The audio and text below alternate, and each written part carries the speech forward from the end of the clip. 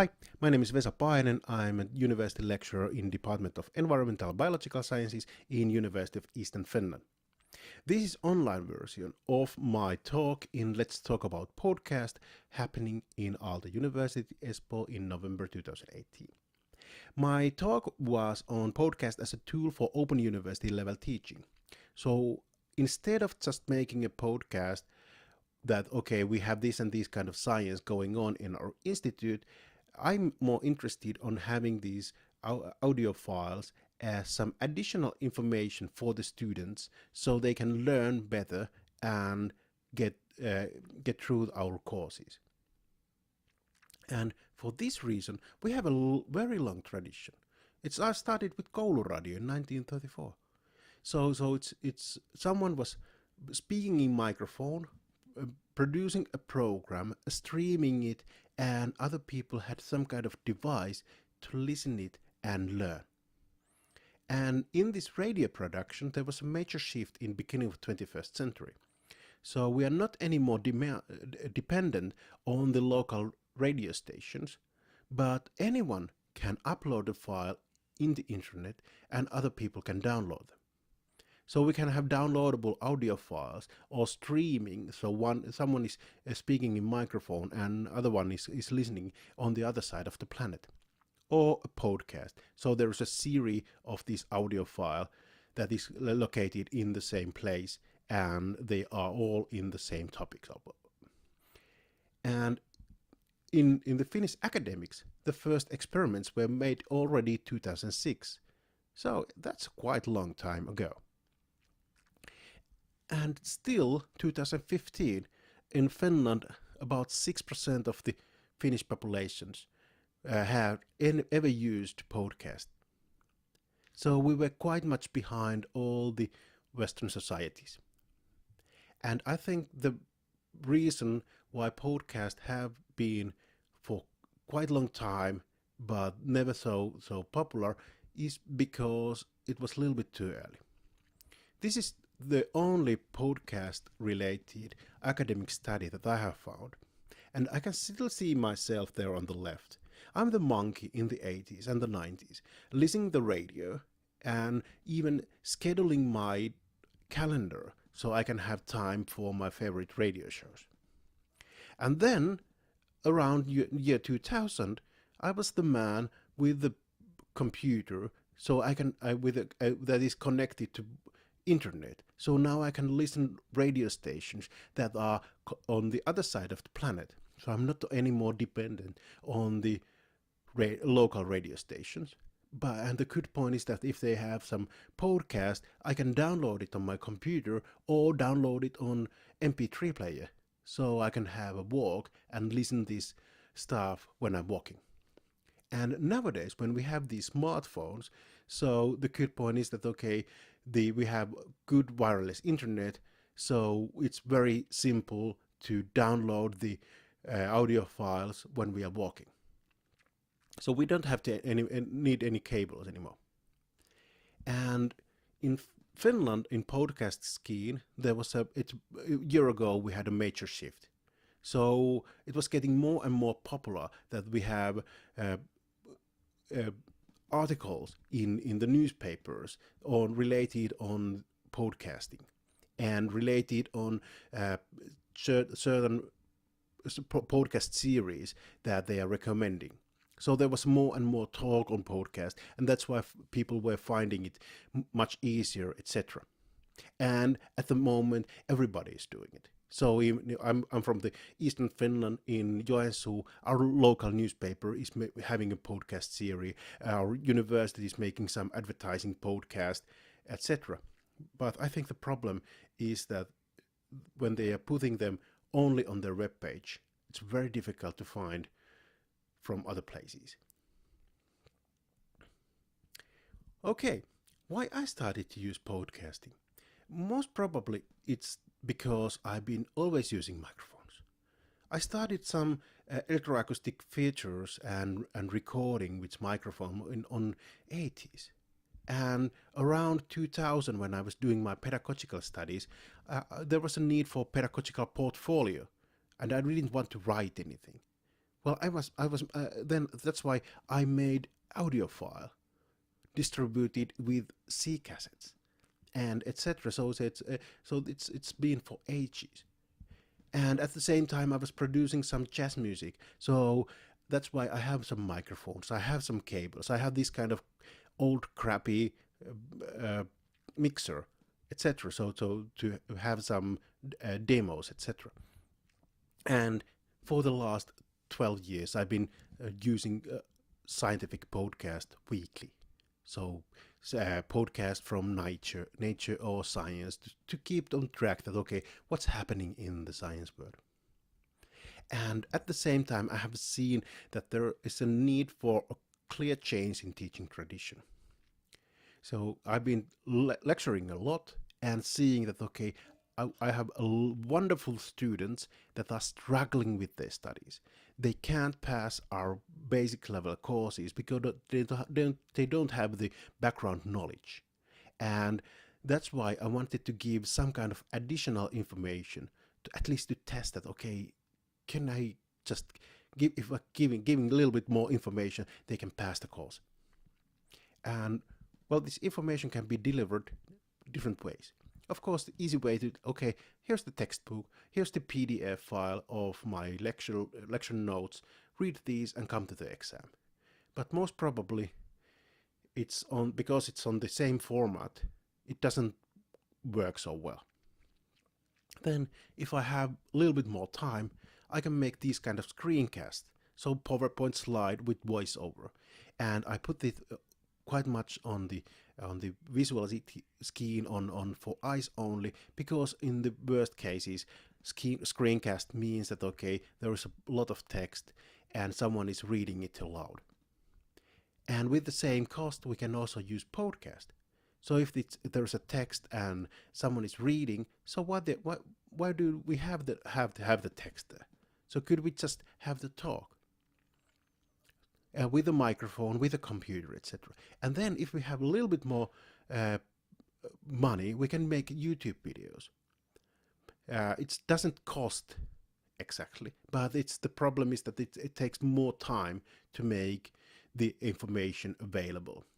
So what I have seen when making YouTube videos, it's I had to retake and retake and retake because I'm not very happy on my Outlook, etc. And so and even then the video is very short, and the information is very limited. So it's that's why it costs a little bit more. And then of course, if we have more money, we can spend for radio or film production or TV production, and these can cost a lot, because if you are making even a short video with a cameraman, a light man, someone with a microphone, then producer, etc. So you need a large group for making good quality videos. So that makes it quite expensive, and I didn't have that kind of money. So that's why in 2015, I made the first experiences in podcast education. First, I made it for one course just to test that, okay, could it be used? And then after that course, I was teaching the second course, and the students were asking that, okay, could you please make new for this for this course some audio files? And that meant that okay, they were using it, and they think at least that it was useful.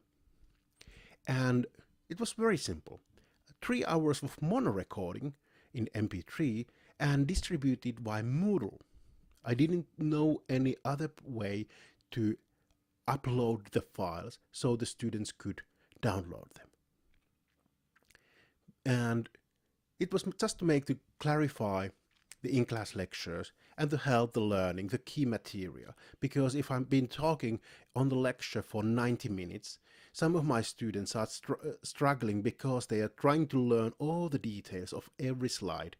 And when I'm concentrating and making all the 90-minute material on 10 minutes or 5 minutes, then there is only the core content that at least this you should know, and perhaps they learn it. And I didn't know if it's benefit or not. So that's why I recorded those at nighttime with any available tools. Like over here in the picture, you can see DCC cassette player, mini disc, etc. So I was any kind of recording device. And I didn't want to use my office hours because I didn't know what's my policy, what's the policy of my university, that okay, do they like it or not. And still there was technical limitations, but still the feedback was very positive. So they like my voice. Okay, that means that okay, they have been listening, and they say that it's good additive information. So it's useful, and they were giving me some recommendations because I'm quite much moving, etc. in when I'm in the lecture room. But now I was a little bit too quiet, and so I had to improve my voice. And there were even some students that were saying that okay, they were able to pass the course only because of these MP3s, and that opened my eyes. That okay, I even know these students. They are very honest on this. And I'm quite sure that without these MP3s, there would have been failures. But now they are excellent students because they were having so much struggle in the beginning, but with a little bit help, they were able to continue. And because it was so good feedback, then I made a little bit investment for the next round, so 2016. I bought a deconverter with a decent microphone input, so I didn't need any DCC player or mini disc or that very heavy old mixer. And as a byproduct, I got the small voice editor program Cubase in my computer, and at the same time I bought also a portable digital recorder. So now I was able to carry it all away, all with me. So if I'm making an interview, actually I can carry everything with my in my case. And at the same time, I updated the distribution. I didn't want anymore to use our learning management system because it was quite difficult for the students to. So you had to first open your computer and go to the web page and then go to Moodle and then you can listen to, and so there are several steps, and that's why I wanted to use it a little as user friendly as possible. So I was checking that okay, what other possibilities are there in iTunes, etc. No, the iTunes, it's not. You can't store your information there, but you can link it. And they were saying that okay, one of the places where they usually use for linking is SoundCloud, and then checking that okay, in SoundCloud I can use it for free for 3 or 4 hours or whatever, and it easily link in several apps. So I can just say that okay, use these apps and write there that okay, the course name, and then you find a link, and then you find the channel, and then just okay, follow, and every time I publish a new episode, it will be downloaded in your mobile phone, etc. And the invest cost about 200, so that's why I paid it from my own savings. And so I didn't want still I was not still sure that okay, is this good or not, does it work or not. So I was not eager to go to administration that okay, I have this kind of idea, could you sponsor me. And I didn't want to have any large committee to think and rethink and then waste a lot of money and coffee and time to get this 200. So I can make it very easily when I'm doing it myself. And there were several benefits when using these updates. First of all, when the microphone is directly connected to computer, I can make easily recordings and then edit them very fast, and composition of short takes. So I can have several several takes instead of speaking 15 minutes. I can make it on 2 minute series or something like that, and then put it all together. And then with multi-channel mixing, I can add some music or sound environments, etc. Like over here, you can see the screenshot of my mixing device. So there's the first line is actually a synthesizer. So there's some music, and then the next is on the train. So there's some sound environments. Then there's a 2 minute episode on the kurssin esittely, so okay, this is this kind of stuff. And then there is a haastattelu, meaning that okay, I've been interviewing something. And then there is a forest, so I'm adding some sound environments, etc. again. And so I can have it's making more like a real audio scheme rather than just talking on a tape. And the good point is when I bought a portable recording device, I was able to interview professors. Those that were in the same building, I was asking, okay, come to my studio, which meant my office. But then I have 2 microphones, and we can have an interview, and it's easier to mix. But then it also works quite well with this recording device that, okay, I can go on any office. So this professors don't have to come to studio to talk, but they can be in their home office. And so it's much easier to schedule. And also because I always say that, okay, we don't have any cameras. And that makes the professors easier to join on this kind of happening. Because, okay, in universities, we all know that people are not very good in getting haircut or having a clean shirt or whatever, and perhaps not very comfortable in front of the camera. But they have very much good thought and good thinking and good speaking on special ideas that are related on their work. And then the good point is that, okay, I emailed that, okay, can we have this kind of chat and an interview, and then a few emails that, okay, could we consider on this and this or that idea. And then we have actually 3 or 4 topics that we are going to speak for 10 minutes, and a little bit also talking before starting recording that, okay, what is the level of the background knowledge? And I always say that, okay, it's 0. So so let's get it on layman.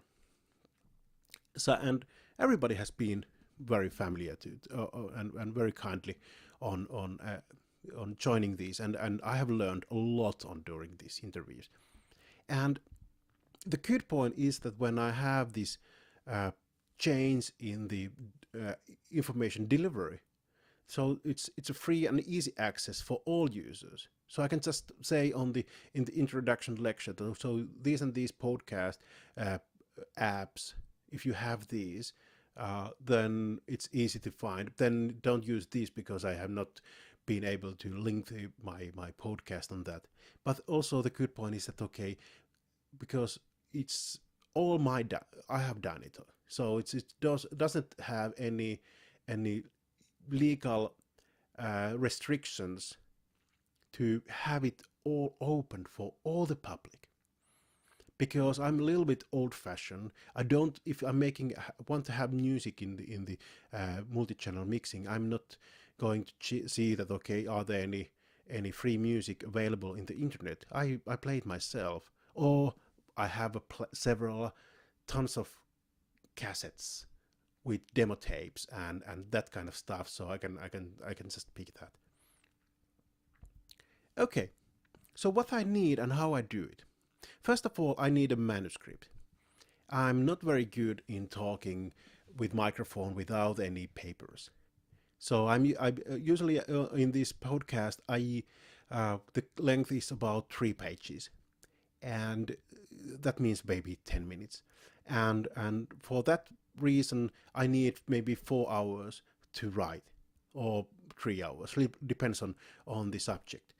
So, but it takes a little bit time to write it, but it's then easier than to record, because I need the time. Not only that, okay, I will check that, okay, what we have in the lecture, and then try to write it down, but at the same time I'm also trying to process that, okay, are there any ways to make it easier to avoid all the foreign words in the in this manuscript, or try to find some interesting historical details to write a story that could be interesting for the listeners.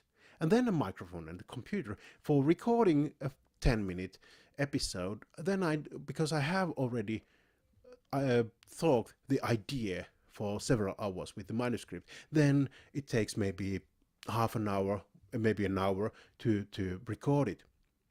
So about during a half working day, I've been recording one episode, which means that, okay, it will cover maybe for 2 or 3 hour lecture, and then just put it on a server, and we have a commercial distribution channels. So it's I don't want to care or worry on these technical things.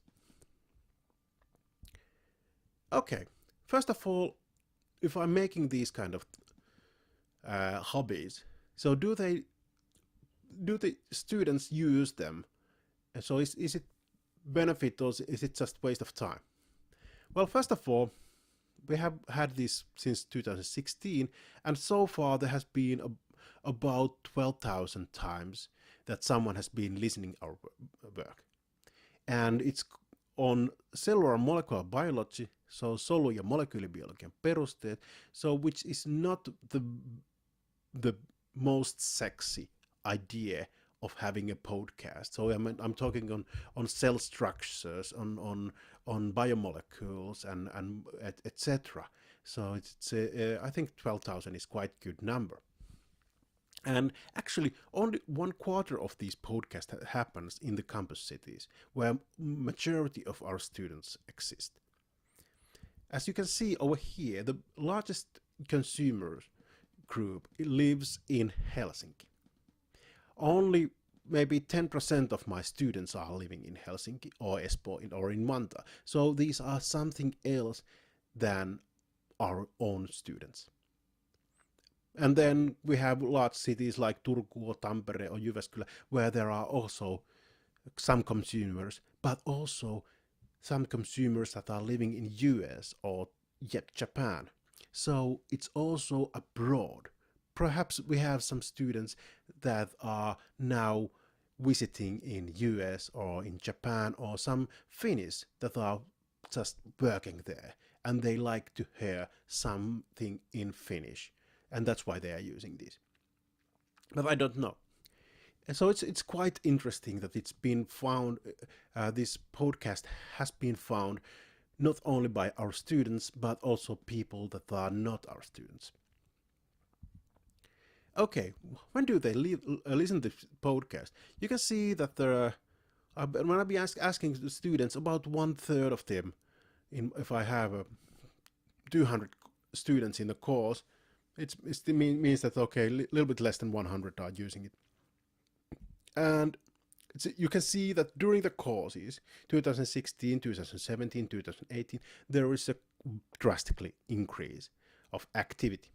But there was also activity in the April, February, also in June. So it's during the matriculation exams, during the entrance exams, etc. So I think that's the reason why our high school students in Finland are using this podcast, when they are trying to get the idea, or trying to seek ideas that, okay, how this is working, I didn't understand from the book.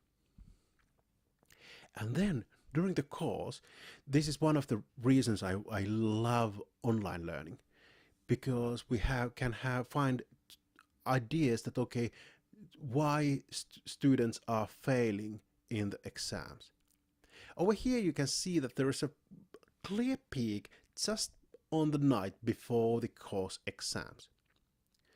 and then some activity before matriculation or entrance exams. But on the course, a clear peak that people are using podcast just before the exam. Most probably, it can be that they've been watching videos or whatever already prior, and now they want to have information with another media, but could be also something else. But if we still make it a little bit larger, we can see that even in Christmas time there are some users, and that's another reason why I love online learning. So I can provide some information, not only that okay they have a textbook that they can read when they are having a Christmas dinner, but also they can listen these. Okay, then what kind of themes and formats they like? Actually, at the moment I have 5 different themes in this on this channel. So there is cell biology, development biology, biochemistry, molecular biology, and now the newest one is history of cell biology. But it started a week ago, so that's why I don't have any statistics. And you can see that cell biology is a little bit more popular than the else, and the molecular biology is a little bit less popular than the rest. And if seeing which individual programs have more listeners, it seems to be that cells and organelles, so the basic cell biology is the thing that our listeners are using the most. So that means that they might be high school students struggling with these basic things that they should also already learn during the high school, and they are trying to find the answers in our podcast. But surprise, when I was, because I thought that because I have very nice interviews on, for example, on protein structure or how to determine an unknown biomolecule with mass spectrometry, etc. Those are a little bit too complex for our average user. And that's why I think it's quite interesting that interviews and the essays are equally popular. Because usually we could think that, okay, if I'm interviewing another person, there is an interaction, and that's usually much easier and relaxing to listen rather than just someone reading a paper. But it seems to be that they are also like these essays. And still, now it seems to be that they like these. They should be included in all courses. They are using and just in the way I like it. So they are using it on the trip to home with the train. Or one student was saying that okay, she's actually playing it so the child will get sleep.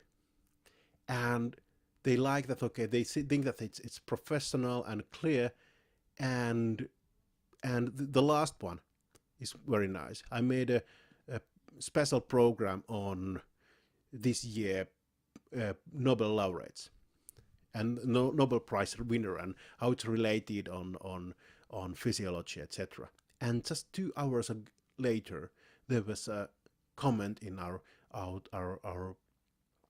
online message board that okay, someone was saying that okay, this is the best that he or she has heard during this year. So it's they are very good in listening, and they definitely love it. And also it means that they are listening very carefully. So when I've been adding these background schemes and background noise, they are all the time they are getting better and better headphones and listening these podcasts more and more carefully. Thank you for your interest.